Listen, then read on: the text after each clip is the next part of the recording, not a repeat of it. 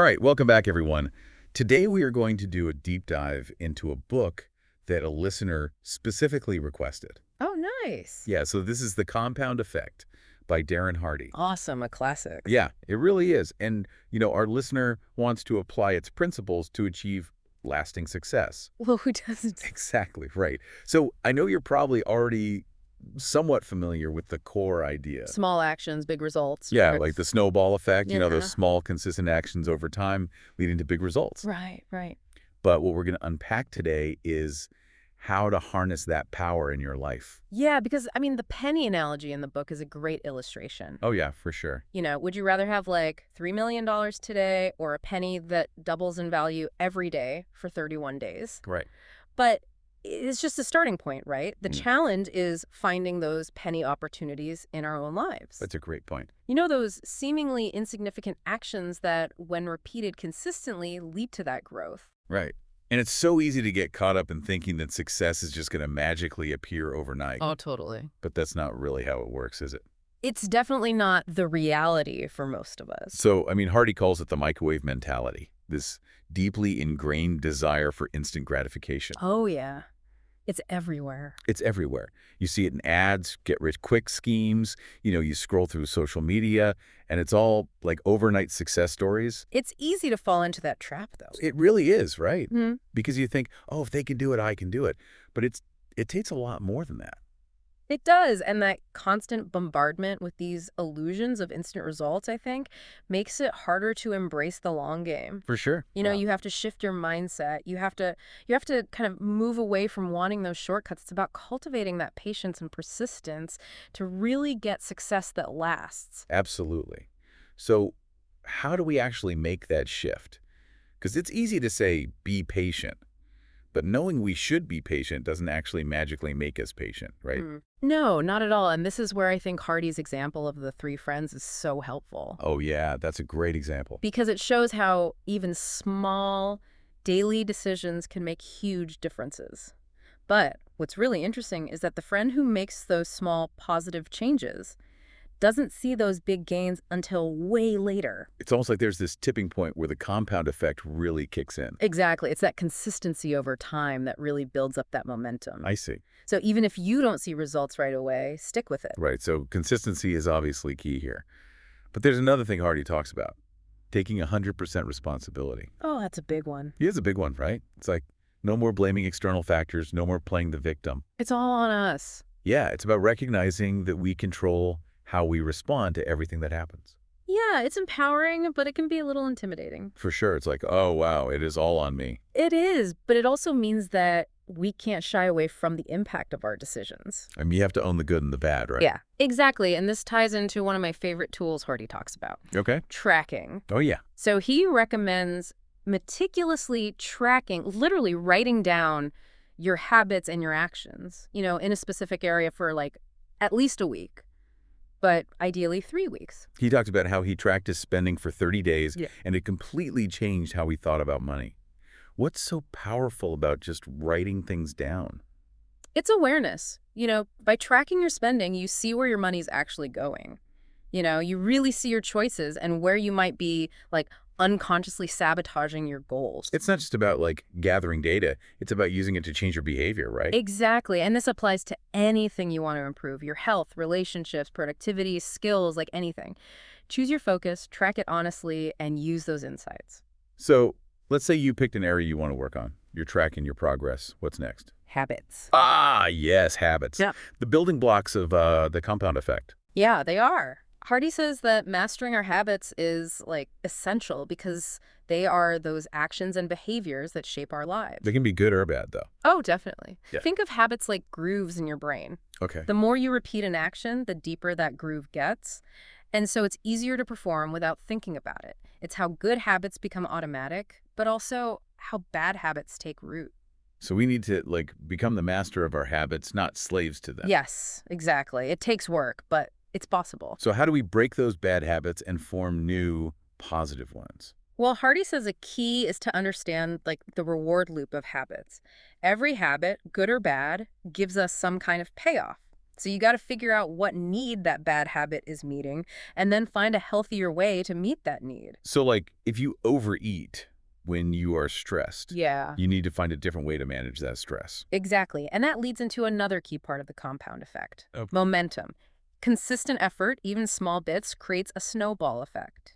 A body in motion stays in motion. Right. Hardy gives some great examples, like Michael Phelps training or Apple and the iPod. It's that focus over time that creates an unstoppable force. So it's not just about achieving stuff, it's about internal shifts too, right? Absolutely. The more you do a positive habit, the easier it gets. And that keeps the momentum going. So it's like a positive feedback loop. It is, yeah. The more you do it, the easier it gets. Yeah. And the easier it gets, the more you're going to do it. Right. Which leads to another important concept. Okay, what's that? It's all about the input.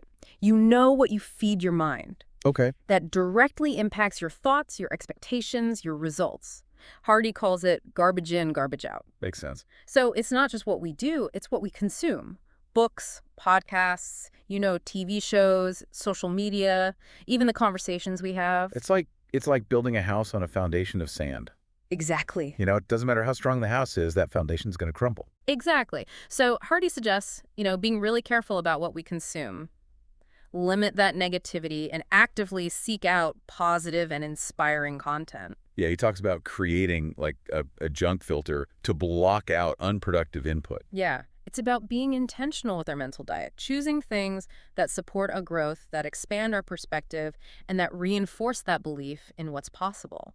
I like that. So we've talked about what we do, what we consume. What about the people around us? Oh, that's huge. Hardy calls it associations. The people we spend time with have a huge impact. He actually says you become the average of the 5 people you associate with most. Wow, that's kind of scary when you think about it. Yeah, it makes you really think about who you are spending your time with. It does, right? Yeah. Like, are they inspiring you, challenging you, supporting you, Right. or are they holding you back? Because the compound effect works both ways. Surrounding yourself with good people can boost you up. Surrounding yourself with negative people can bring you down. It's true. So Hardy gives a way to look at our relationships. Dissociations, limited associations, and expanded associations. All right, break those down for me. So dissociations, those are the relationships you just got to cut off. Like the toxic people. Exactly, the ones who bring negativity. Okay. What about limited associations? Those are the ones you need to set some boundaries with. They might be okay in small doses, but too much is no good. I see. So, like, be mindful of how much time you're spending with them. Right. And then expanded associations, those are the ones you want to nurture. The ones that inspire you, challenge you, and make you better. So it's not just the people we spend time with, it's also the places, right? Like our environment. Yeah, our surroundings. Hardy even shares a story about moving to a richer neighborhood just to change his perspective. Wow. And he emphasizes, you get in life what you tolerate. So we need to set high standards for our environment, both physical and mental. It's about creating an environment that reflects who we want to be. Exactly, because our environment can either lift us up or hold us back. It all comes down to the choices we make, right? It really does. Where we spend our time, who we spend it with. All those choices contribute to the trajectory of our lives. Yeah, I think that's a good place to, Okay, so we've covered a lot, but it feels like we're just getting started. I know, right? So we talked about choices, habits, input, people we surround ourselves with, our environment. But what about those times when we hit a wall? Oh, yeah, totally. When we get discouraged, we feel stuck, or we're just tempted to give up. I think that happens to all of us. Yeah, it does, right? Yeah. So what do we do then? Well, that's where Hardy introduces this idea of acceleration. Oh, okay. It's like strategic bursts of effort, like things that can push us forward and kind of multiply our results. I see. So it's not about abandoning that consistency we've been talking about. Right. Not at all. But it's about understanding that sometimes we need to push ourselves, Exactly. go above and beyond. He uses this analogy of a runner sprinting toward the finish line. Okay. It's not about just a steady pace. It's about giving it your all in those final moments. I like that. So it's like finding that extra gear. Exactly. So how do we do that? What does that look like in real life? Well, he gives some pretty interesting examples, like the cheating principle in weightlifting. Okay, I'm intrigued. What's that?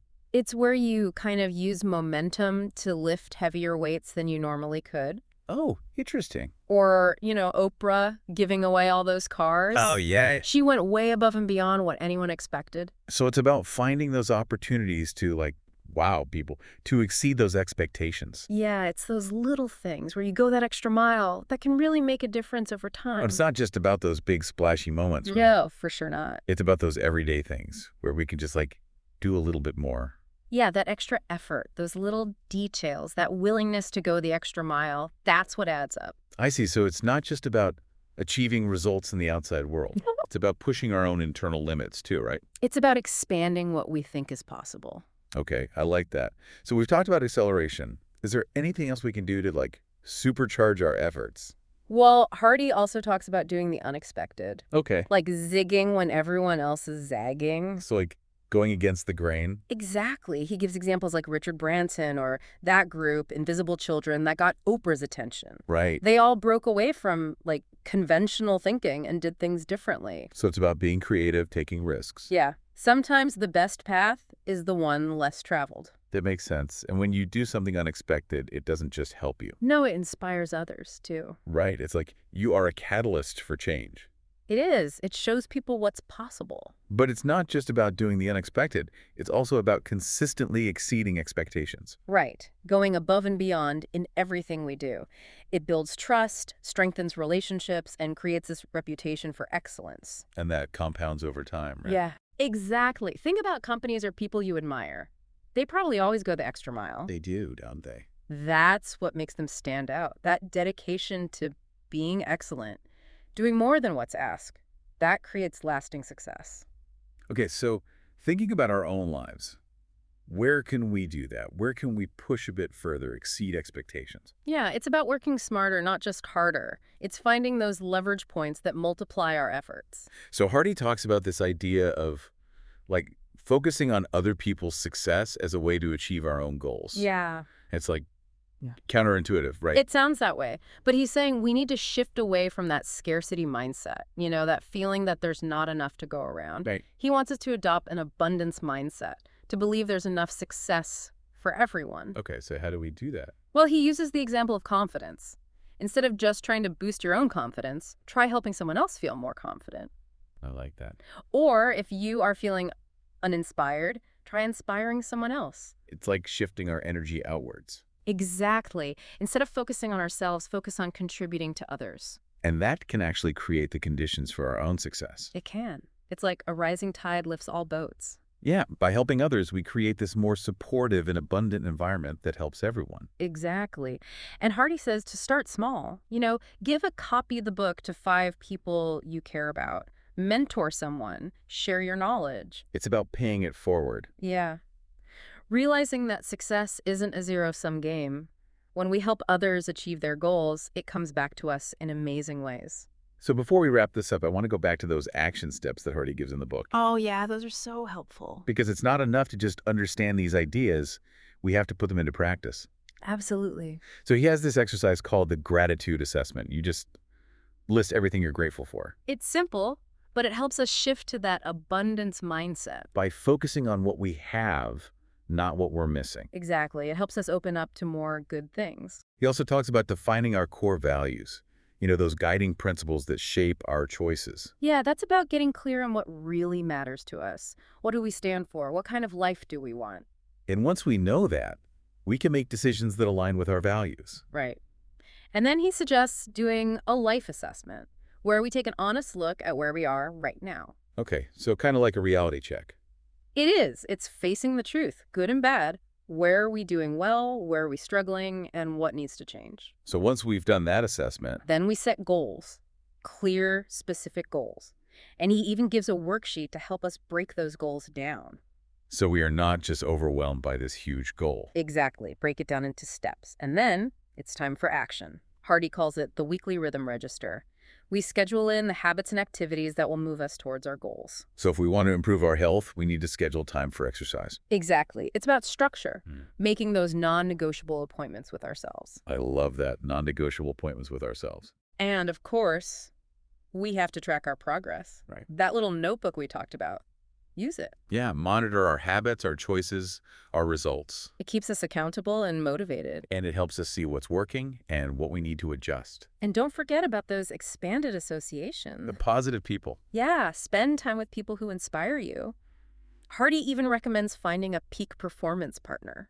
Someone to share our wins and losses with. Exactly. It's like having a built-in cheerleader and accountability buddy. I love that. Support is so important. It is. Success is not a solo sport. We need people around us who believe in us, challenge us, and celebrate with us. Okay, so we've explored a lot of these, like, really powerful concepts from the book. We have, from that microwave mentality to habits to the people and places around us. But it all comes down to this. How do we use all of this to actually change our lives? Yeah, how do we put it all together? That's the big question. It is. And Hardy uses this analogy like a high-performance car. You can have the best car in the world, but if there's no gas in it, it's going nowhere. So I guess the question is, what's our fuel? Yeah. What are the things that are going to propel us forward? Yeah, what are the actions, the habits, the choices, that get us moving? That's where the rubber meets the road. I like that analogy. It's about taking everything we've talked about and turning it into something real. It's about finding those little penny opportunities, the small, consistent things that add up to big results. Right, and remembering that it's not like a one-time thing. No, it's not. It's a journey. It's like this constant process of growth. Right. Hardy even says we should, revisit the book often, use it as a guide when we get stuck or discouraged. So it's like building this system for success. It is a set of tools and practices that we can use to navigate all the challenges that life throws at us. I want to end with a challenge for our listeners. Remember how Hardy talks about generosity?